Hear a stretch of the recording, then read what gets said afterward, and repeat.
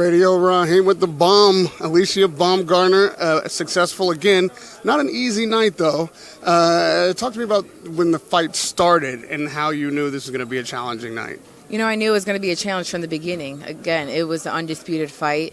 I was very confident going in this fight, as you should be, but we also knew that she was going to be confident as well. This is an opportunity for her to have her life change in one night. So, again, I didn't take that for granted, and I knew that I had to be the champion that I was and dig deep and do what I had to do.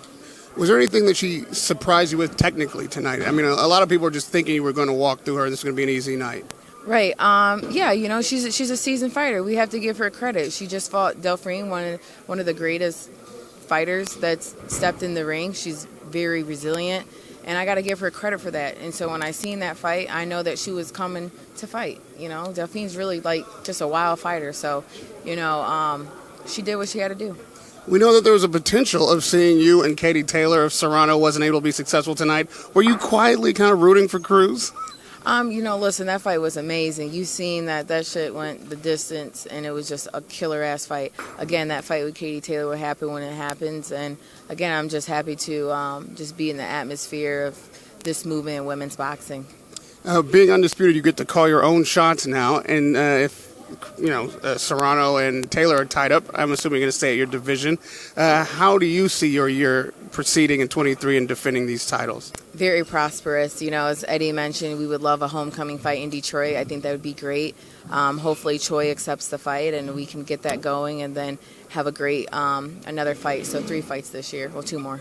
Well, we know Choi has been a difficult one to pin down. She could have been here tonight and not. What do you think will be different with this Detroit opportunity? Huge. Again, boxing is huge in Detroit. Again, we have so many world champions coming out of there. And I sell tickets. I put people in seats. People want to see me. And that just tells you that, you know, I'm an entertainer. I'm a great fighter. And I'm just ready to keep proving myself. And lastly, we did have Michaela Mayer ringside. I mentioned to her your comment. She said she didn't hear you from the ring, but she understood what you said. And then she said you had no gas and that she wasn't here to learn anything, but she's here for the rematch. If you can't get Choi, can we slot her into Detroit? Listen, she can't slide that easy. She's going to have to, again, take the time and realize that the ball is in my court. And, you know, you have to be patient in this game. The game don't work for you, you know. And like Eddie said, them zeros got to be sufficient, okay? And I don't care to give Michaela a rematch. Michaela was tougher than Michaela, I'll tell you that. So again, however it's supposed to go, it'll go. It is news to us that an offer was sent over to Top Rank. Can you tell us the details of that? Like you invited them to fight? Listen, like Eddie mentioned, he put the offer out there right after the fight.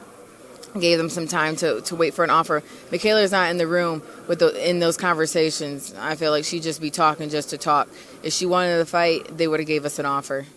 I think everybody wants to fight and to watch you fight again. It was a great night of boxing. Once again, a pleasure to talk to you always. The bomb, Alycia Baumgardner with Radio Rahim.